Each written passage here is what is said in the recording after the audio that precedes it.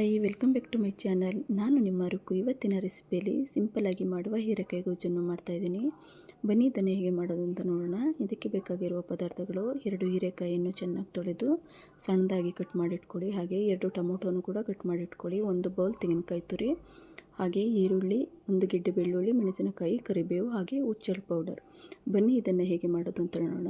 Stove ಮೇಲೆ 1 cooker ಇಟ್ಟು 3 ರಿಂದ 4 ಸ್ಪೂನ್ ಎಣ್ಣೆ ಹಾಕಿ. ಎಣ್ಣೆ ಬಿಸಿ ಆದ ಮೇಲೆ ಅರ್ಧ ಸ್ಪೂನ್ ಸಾಸಿವೆಯನ್ನು ಹಾಕಿ, ನಂತರ 3 ರಿಂದ 4 ಕಟ್ ಮಾಡಿ ಇಟ್ಟಂಥ ಮೆಣಸಿನಕಾಯಿ, 1 ಗೆಡ್ಡೆ ಬೆಳ್ಳುಳ್ಳಿಯನ್ನು ಜಜ್ಜಿ ಹಾಕ್ಕೊಳ್ಳಿ. ಹಾಗೆ ಕಟ್ ಮಾಡಿ ಇಟ್ಟಂಥ 2 ಈರುಳ್ಳಿಯನ್ನು ಹಾಕಿ, ಸ್ವಲ್ಪ ಕರಿಬೇವನ್ನು ಹಾಕಿ ಚೆನ್ನಾಗಿ ಇದನ್ನು ಮಿಕ್ಸ್ ಮಾಡ್ಕೊಳ್ಳಿ. ಇದರ ಕಲರ್ ಚೇಂಜ್ ಆಗೋ ತನಕ ಇದನ್ನು ಫ್ರೈ ಮಾಡಿಕೊಂಡ್ರೆ ಸಾಕು. ನೋಡಿ, ಈ ರೀತಿ ಆದರೆ ಸಾಕು. ಆಮೇಲೆ ಕಟ್ ಮಾಡಿ ಇಟ್ಟಂತಹ ಹೀರೆಕಾಯಿಯನ್ನು ಹಾಕಿ, ನಂತರ ಕಟ್ ಮಾಡಿ ಇಟ್ಟಂತಹ ಟೊಮೊಟೊ ಹಾಕಿ ಚೆನ್ನಾಗಿ ಇದನ್ನು ಮಿಕ್ಸ್ ಮಾಡಿ, ಆಮೇಲೆ 2 ಗ್ಲಾಸ್ ನೀರು ಸೇರಿಸಿ ಕುಕ್ಕರ್ ಲಿಡ್ ಕ್ಲೋಸ್ ಮಾಡಿ. ಇದು 2 ರಿಂದ 3 ವಿಸಲ್ ಆದರೆ ಸಾಕು. ತುಂಬಾ ಚೆನ್ನಾಗಿ ಸಾಫ್ಟಾಗಿ ಬೇಯುತ್ತೆ.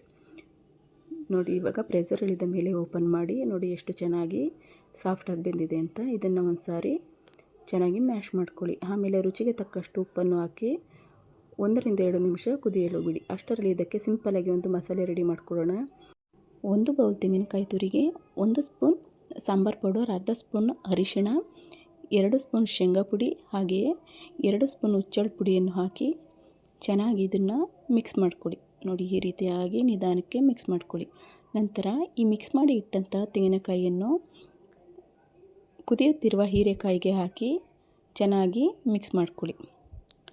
ಇದು 1-2 ನಿಮಿಷ ಇದನ್ನು ಕುದಿಯಲು ಬಿಡಿ. ನೋಡಿ, ಇವಾಗ ಹೀರೆಕಾಯಿ ಗ್ರೇವಿ ಅಥವಾ ಗೊಜ್ಜು ರೆಡಿಯಾಗಿದೆ.